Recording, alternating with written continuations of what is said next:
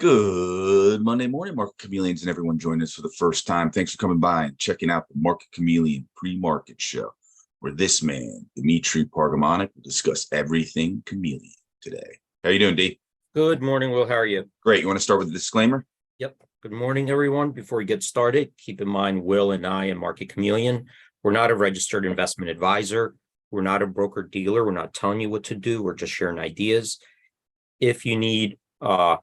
If you feel like you need advice, call your registered investment advisor, call your broker. That's what they're there for. There's the disclaimer. Excellent. Yep. And I'm going to share my screen here. And while I'm doing that, if you're joining us for the first time, Will and I, we do this show in the morning to try to help answer questions you guys may have about the Market Chameleon tools, the data, or the analytics. If you have a question, you could type it into the live chat on YouTube. Will's watching it. He'll read it back to me.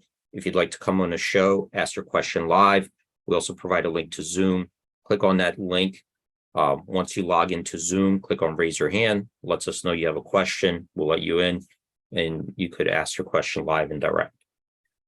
To give you guys a couple minutes to type in your questions and give a chance for more people to join us, we'll start out taking a look at the pre-market report, see if we could get insights on what's trading at pre-market hours, and then we'll move on to the questions. Okay, so pre-market report, these are stocks trading in the pre-market hours. I'm going to come down here and we have a list of our most active stocks, our biggest percentage gainers, biggest percentage decliners.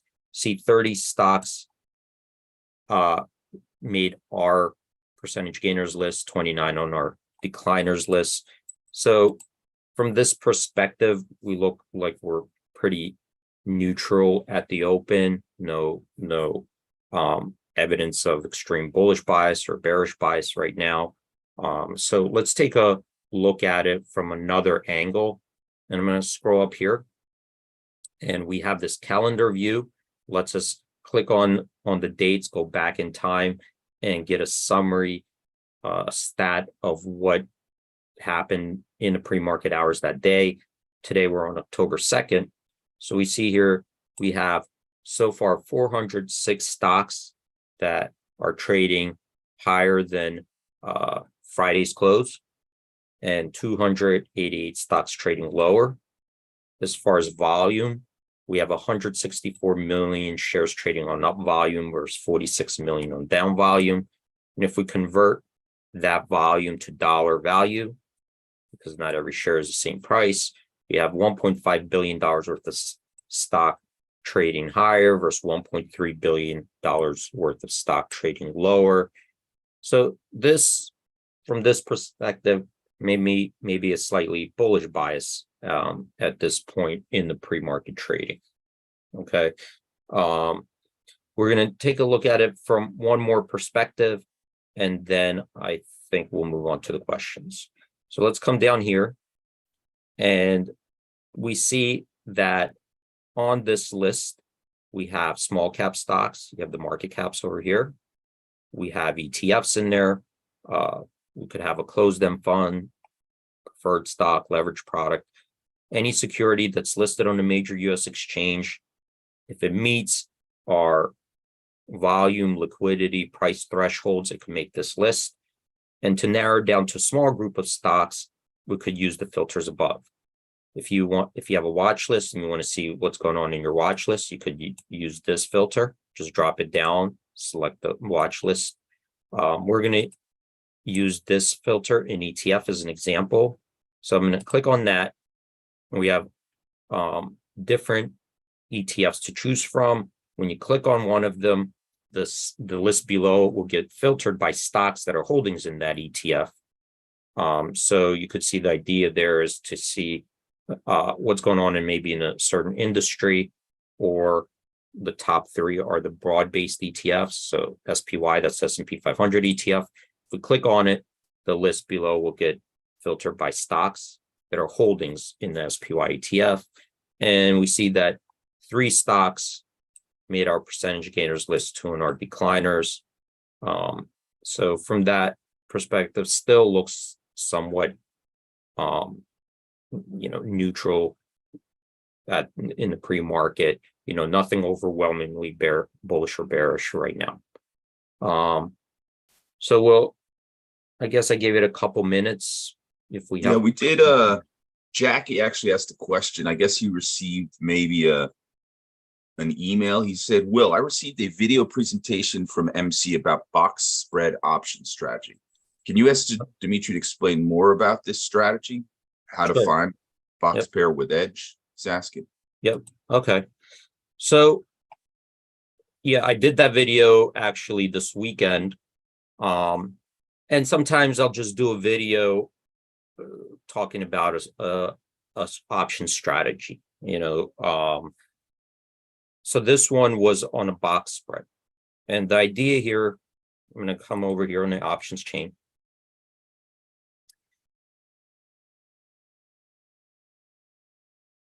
And I'm going to just select, I went out a little bit further. So the box spread strategy, the aim of it is really kind of an interest rate play. All right.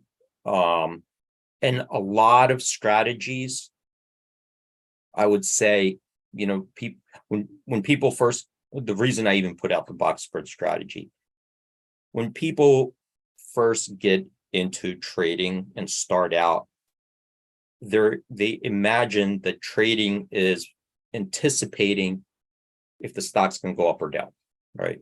That's usually how people approach it. And they think, well, I need to figure out, is this stock going to go up or down? But most strategies, I would say, are not based on that. Okay. Usually you're trying to figure out somewhere where something's spread out. And a lot of times it's a carry trade. It's a trade based on I'm carrying risk. And a lot of times it's just the difference in the yield you're expected to make versus your borrowing. Okay. That's how usually, traders will look at it, is how do I reduce my risk, carry this trade, and can I try to make some kind of a expected yield that's above the risk-free rate or my borrowing costs. And the box spread is, is that kind of an idea. All right. So how do you set up a box spread? It's going to be either 2 synthetics. You're getting long stock synthetically on one strike and short stock synthetically on another strike, and trying to make the difference between those strikes. Or you could think of it as selling a call spread and selling a put spread simultaneously using the same 2 strikes, right? So let's just do the call spread and put spread. It'll make it easier. So look, we're going to take a look at this 425 strike, right? So I'm going to make it easy and make it a $5 strike. I'm going to make it that the strikes are $5 apart, right? So the 425 strike, I'm going to sell the 425 call. I'm going to buy the 430 call. So you can see that's a call spread, right? I'm selling the 425 call, buying the 430 call. I sold a $5 spread, call spread. Now, simultaneously, I'm going to go and sell the put spread. So I'm going to sell the 430 put, right? Because the call spread has limited risk, right? Put spread has limited risk. So I'm going to sell the put spread on the same strikes, 430 put, buy the 425 put. Okay. I'm going to run that strategy. So here, all right, right now we got that the strategy is bid $4.99, offered $5.08. So in theory, if in theory the spread is worth $5 at expiration, right? That's what it's going to be worth at expiration.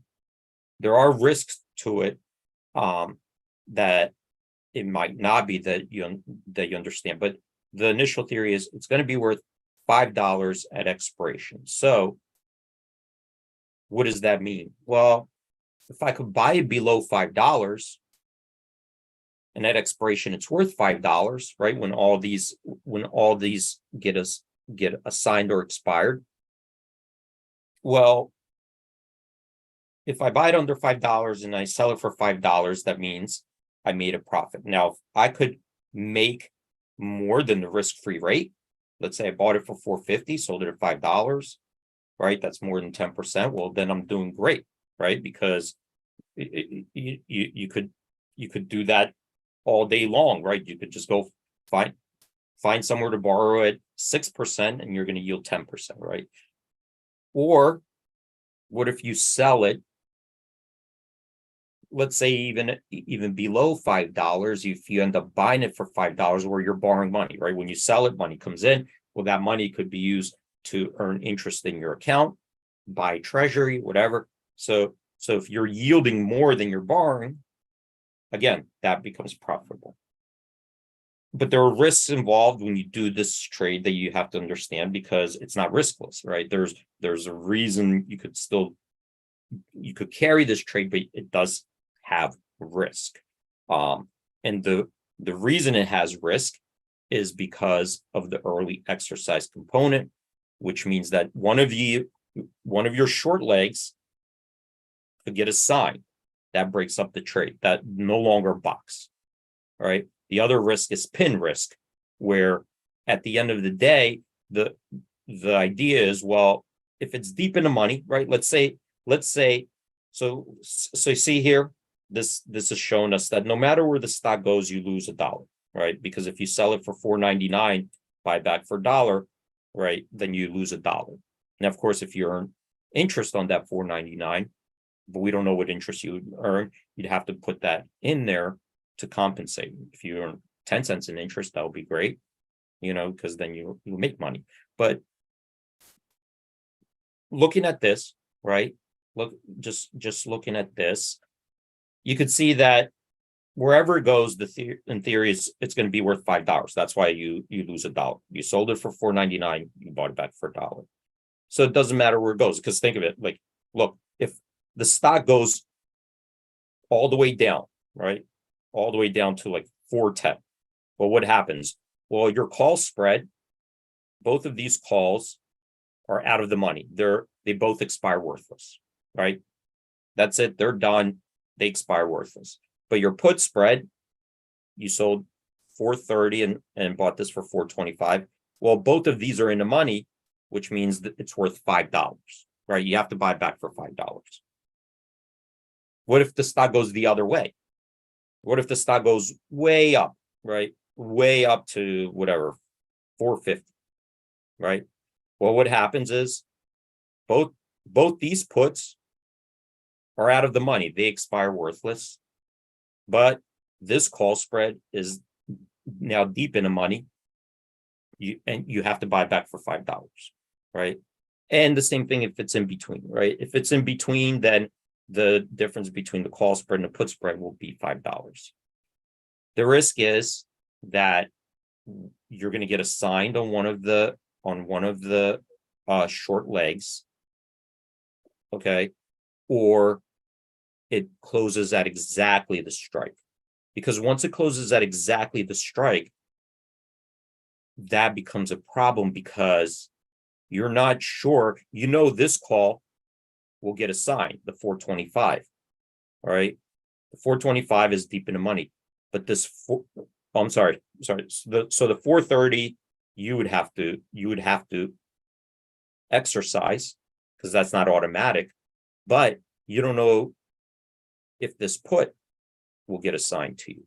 So that becomes a problem where on the strike, you're going to have a short and a long, but your decision to exercise depends on what you think is going to happen on the other side. All right. Because if you exercise this call, right, but this put doesn't get assigned, then you have this unwanted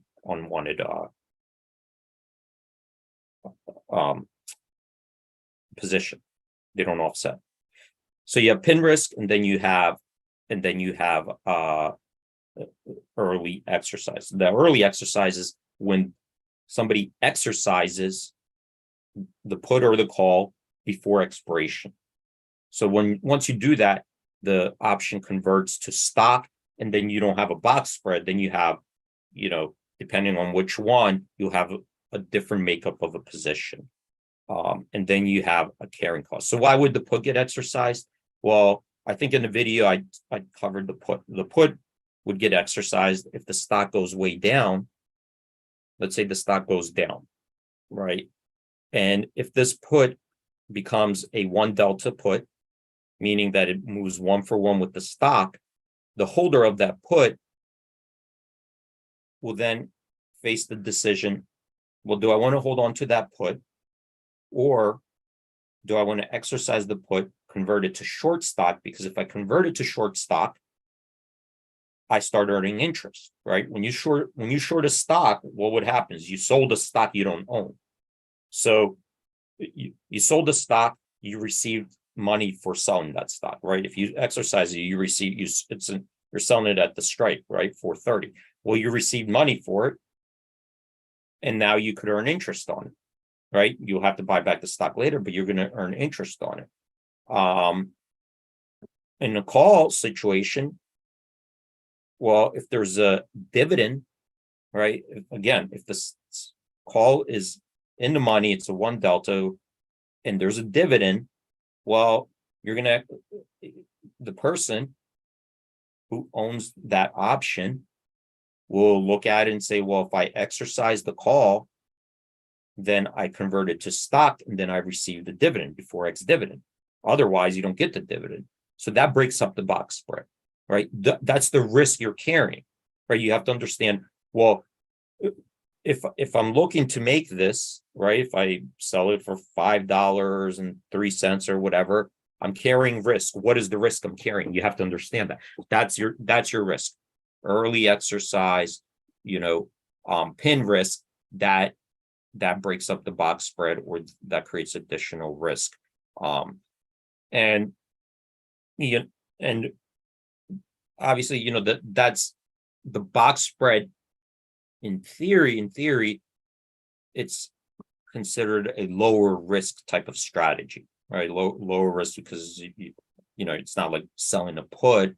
It's a lower risk strategy, but you have to understand what the risk is and how you plan to manage it if you're seeing that risk approaching, right? And there are lots of variables how you're going to manage it based on your position, your borrowing costs, you're yielding on your cash and all this stuff. There's lots of factors. Actually, one of what was Mike was saying in the chat that Fidelity, he looked at it, I guess, sometime and previously, and they wouldn't even let him do it because they felt, which is strange. I guess they're worried about one piece of it getting assigned or called away, and that's it's risky when you don't understand the risk, right?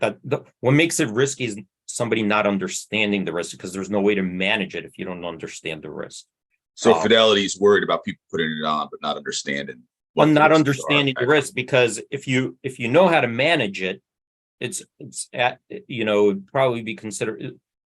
There is also risk when a stock becomes hard to borrow. All right, so when that's the other risk. So hard to borrow, or when there's a corporate action. Okay, whenever the risk of early assignment, or like a corporate action, whenever they're, that's when you really want to stay away from them, unless you totally understand it. Because people do these box spreads because they want to exercise one of the legs. They'll pay up on purpose. Like you can, like there's some one-time dividend coming, or or if you think like right now, I'm looking at this box spread, and with a couple days to go, if the stock falls, or at some point, even if the stock stays 425, this one leg will become an exercise. And what will happen is, once you exercise it, you're going to end up paying a couple days of interest, which could add up. Here, let's take a look at it. I'm going to show you here. if you go to 430, somebody exercise it for one day at 5.5%, it's 6 cents interest. So let's say you have 3 days, right? So 3 days to go, this could become an exercise. So in 3 days, what happens is you're going to end up incurring at least 20 cents in interest, which makes it a losing trade, right? Because here you thought, well, I'll sell it at 5.05. I buy it back at $5. I made 5 cents. Yes, but if that gets exercised and you have to carry it to the end, then you got like 20 cents in interest, and then it breaks up the box spread. So I think it'll look more like a call. So here's if you get rid of this, let's say this put is assigned. So this, and I'm doing the put because there's no dividend in here to, between now and October 6th. So let's say the stock falls, you get assigned on this put. So the put goes away, right? I'm removing this put, 430 put that you're short. See, sell 430 put, they assign it to you. They want to get short stock. Well, what happens is the put goes away. They get short stock. That means you get long stock, right? All of a sudden you have 100 shares long. So this is what your position looks like. You're long 100 shares, and then you have these 3 options. So if we recalculate it, it looks, now instead of a box spread, this looks more like you're long a call, right? So what happens is you converted it to being long a call, right? You're going to incur interest on that stock. So that's like your cost of the call. And if the stock goes up, you still have a chance to make money. But what will happen in this situation is if somebody assigned it to you, then your cost of carry to carry this synthetic call is, in effect, you're paying more for the synthetic call than the call on the board, right? So for example, if it's 18 cents, it's going to cost you 18 cents to carry this position. The actual call might be like a penny, right? And that's what happens is like at this point, you got converted to a different position, different makeup, but in synthetically, you're paying more for this position, this call, than you would be able to just establish it by yourself. We did have some questions around it. Robert was asking, can you please go into how this strategy is different from a butterfly and condor strategy and why it would be used instead of one of those?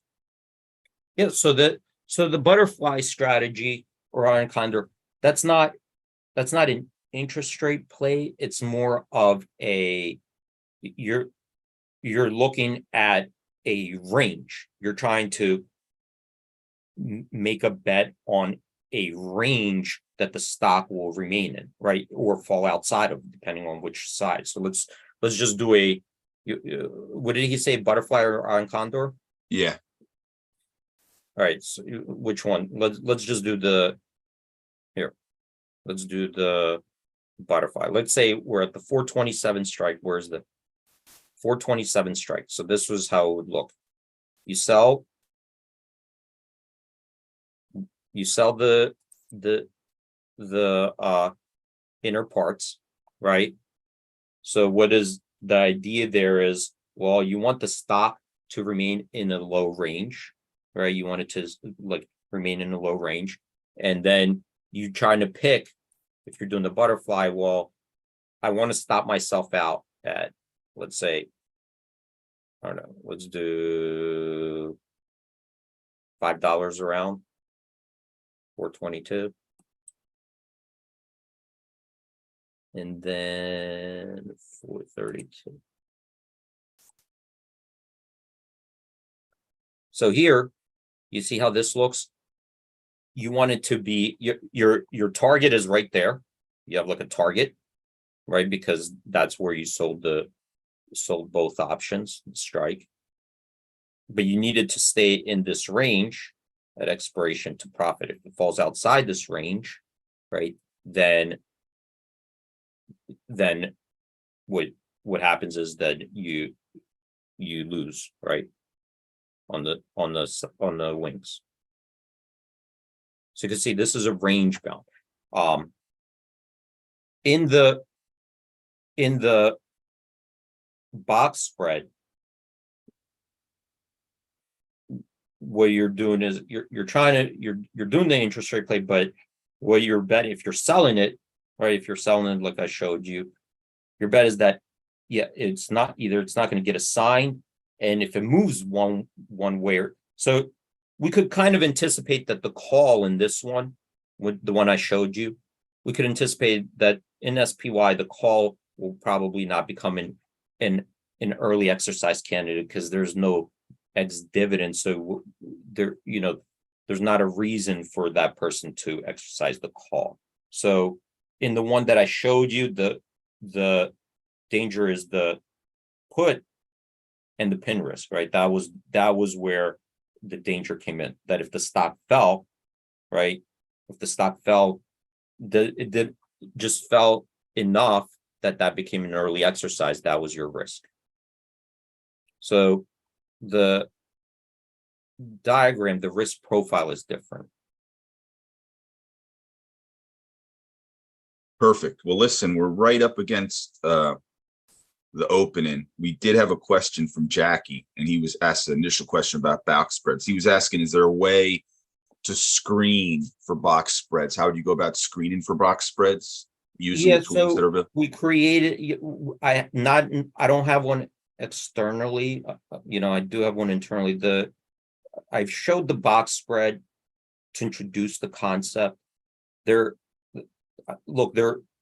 are instances you have to understand where it becomes riskier. And like I said, hard to borrow situations, corporate actions, ex dividends, early, if the stock fall, interest rates, those risks usually people don't think about, right? That's the problem, is that when you think about just stock going up and down, right, or volatility, a box spread has a completely different set of risks that you have to get used to.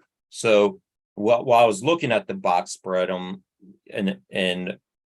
looking at the screener, I was thinking, okay, how do I set this up to kind of point out like the risks?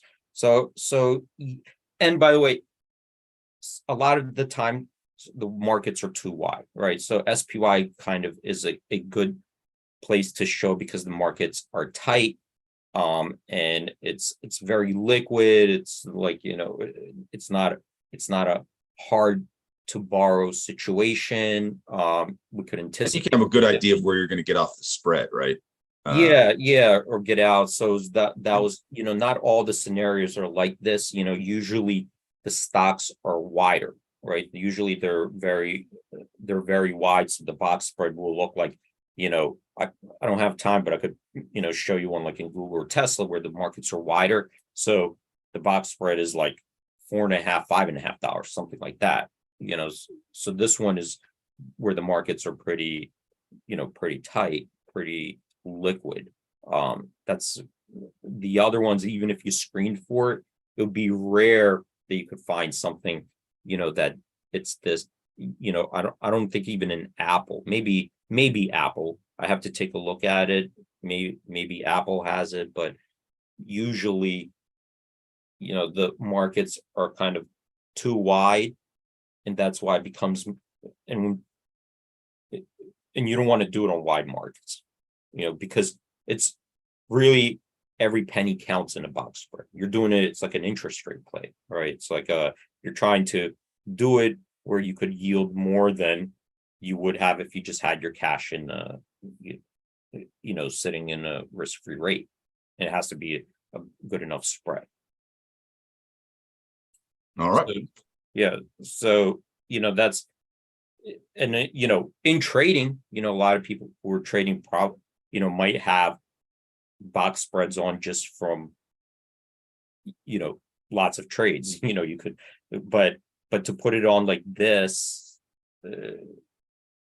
I agree, you should be aware of all the risks, because it's risks that people don't normally think about. So is it a screen? The next question is the screener something that's going to come out, or is it something you're still testing and you're not seeing anything worthwhile pushing out? Is it something? As I'm doing it, I'm trying to think about like limiting the screen to a select amount Number of stocks. of stocks, because I don't want to do it in like hard to borrow stocks. I don't want to do it, especially if you don't know what you're looking for,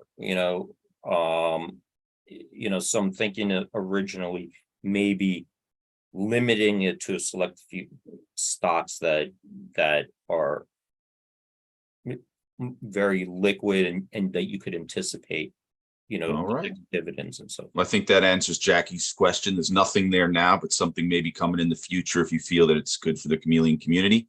Yep. Great job, Dima, as always. I think you and I have a podcast later today we're doing, right? And That's not a lot, nothing live. nothing live, no. Yeah, But that's you and I. That's the rest of our day after we get off. But great job, my friend. Yep. All right, everyone. Thank you for joining. Stay safe out there. Have a great trading day and hope to see you guys tomorrow. All right, Chameleons. Great job, Dima. Thanks everyone for joining. Everyone have a safe trading day. Trade in peace. Thanks, D.